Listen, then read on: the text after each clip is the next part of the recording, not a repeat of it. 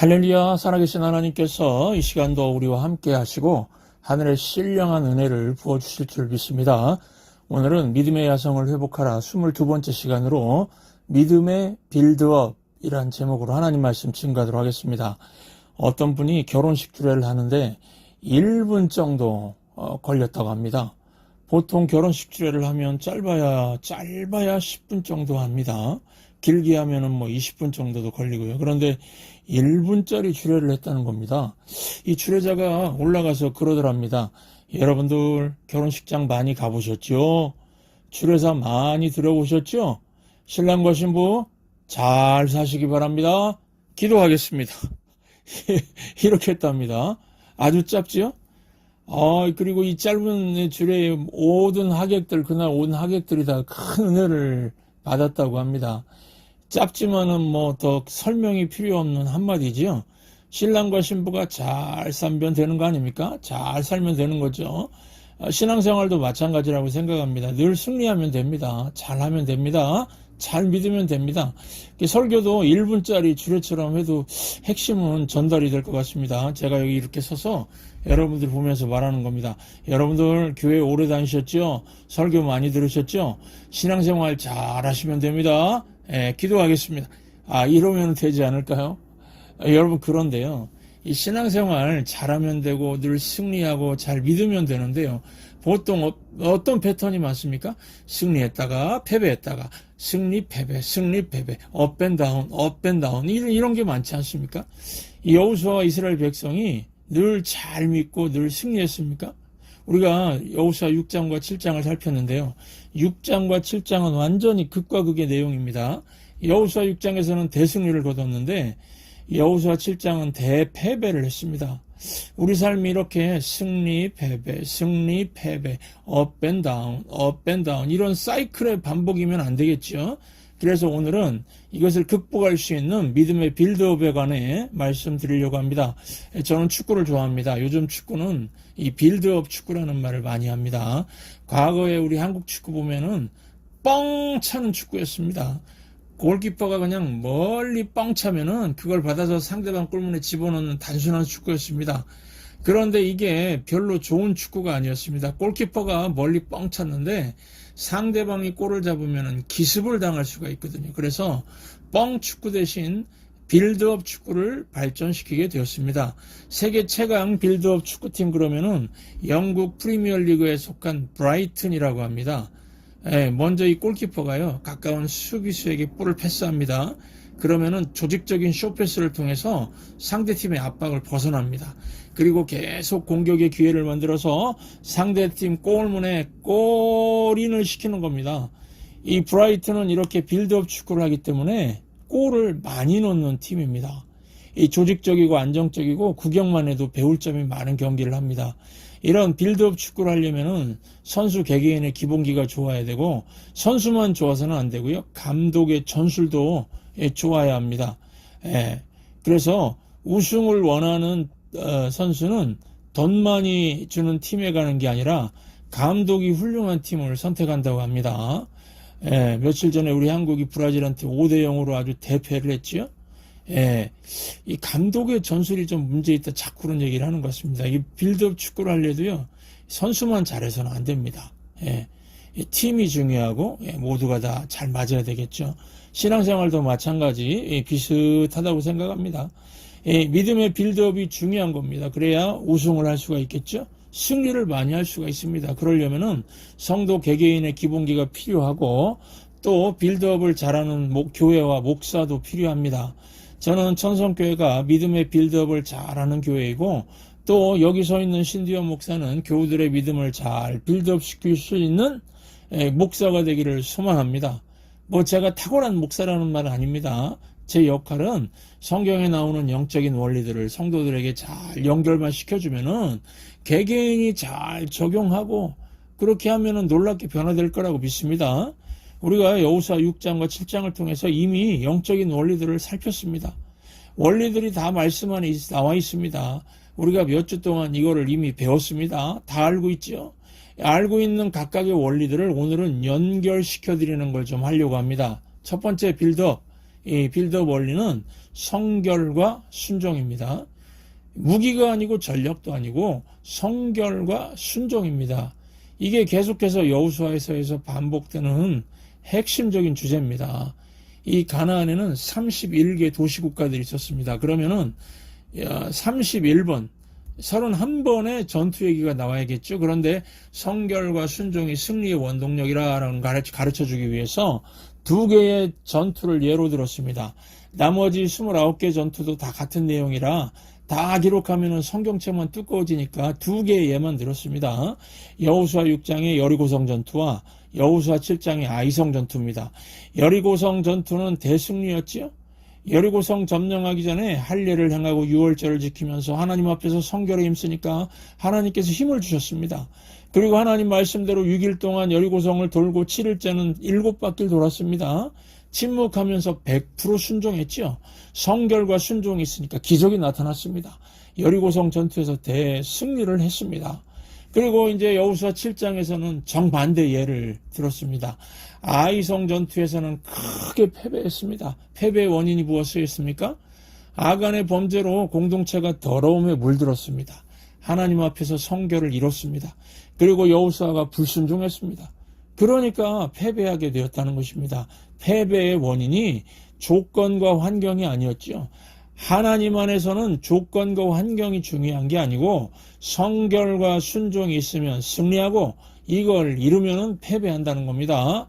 여러분, 세상은 무능함을 죄로 여깁니다. 그래서 사람들은요, 죄를 짓더라도 유능해지기를 원합니다. 그러나 하나님은요, 절대로 그런 분이 아닙니다. 하나님은 유능함, 무능함을 보시지 않습니다. 죄를 보십니다. 하나님은 무능으로 징계하지 않습니다.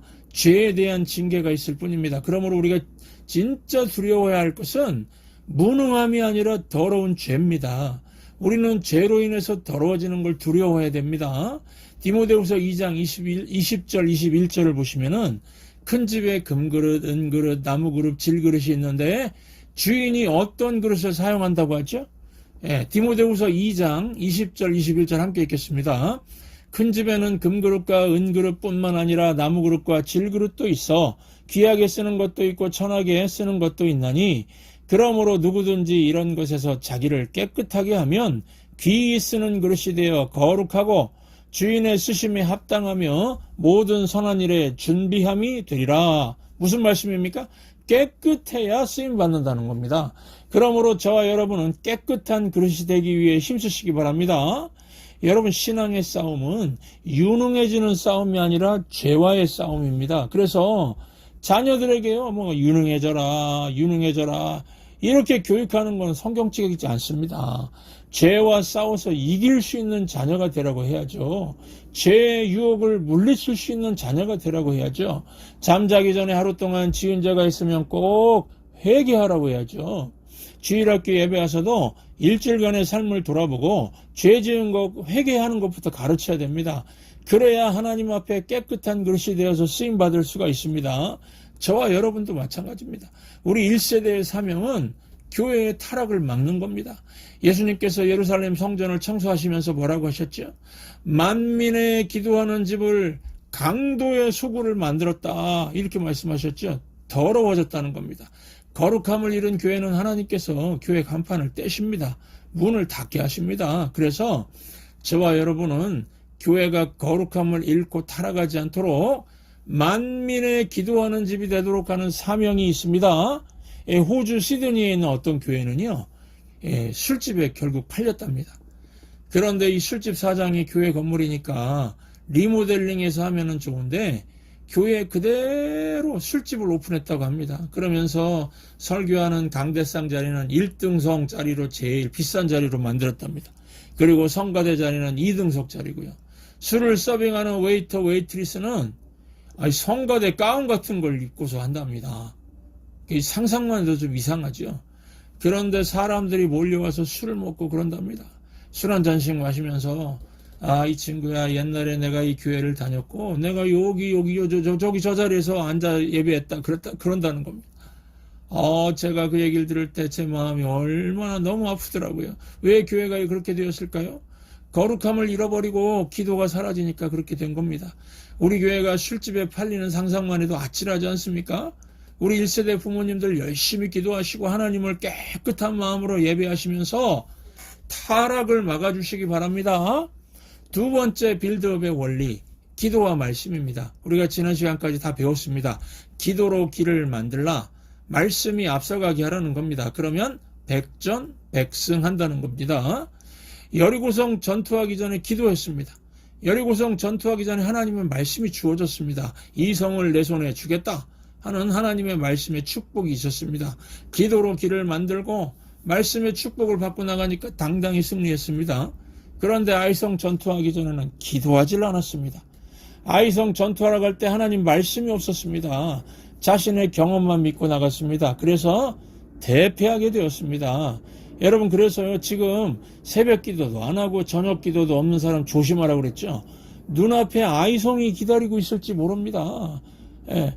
그래서 기도의 불을요, 절대로 끄지 마시기 바랍니다. 이 새벽 기도는 사전 기도입니다. 일하기 전에 하나님의 권능의 손이 함께하길 구하는 겁니다.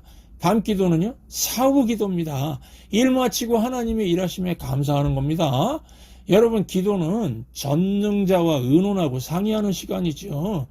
기도할 때 하나님 말씀이 주어집니다. 하나님이 주시는 아이디어와 통찰력 갖고 사업하고 공부하고 목사 같으면 교회 사역하고 그래야지 잘되고 승리하는 겁니다.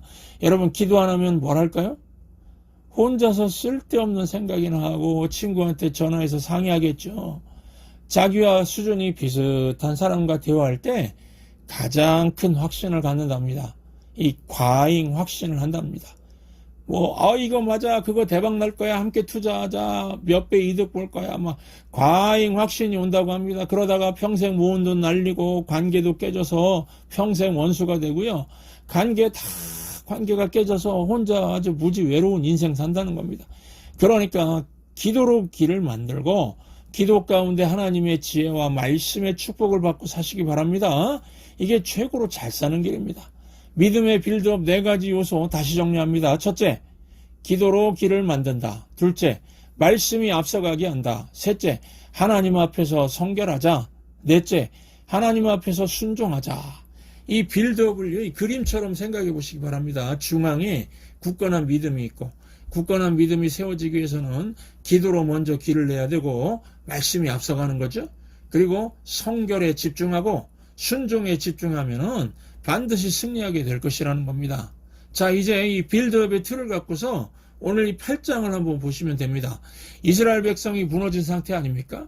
그러니까 하나님께서 다시 믿음의 빌드업을 하시는 걸 볼 수가 있습니다. 우리 여호수아 8장 1절을 함께 읽겠습니다. 여호와께서 여호수아에게 이르시되 두려워하지 말라, 놀라지 말라, 군사를 다 거느리고 일어나 아이로 올라가라. 보라, 내가 아이 왕과 그의 백성과 그의 성읍과 그의 땅을 다 내 손에 넘겨 주었으니. 이 8장의 배경을 생각해 보면은 여호수아와 이스라엘 백성의 상태가 좋지 않지요. 기도로 길을 만들고 말씀을 앞장서게 해야 되는데 말씀이 안 들리고 기도가 막혀 있는 상황입니다. 그래서 하나님께서 맨 먼저 하시는 게 무엇입니까? 마음을 강하게 해주십니다.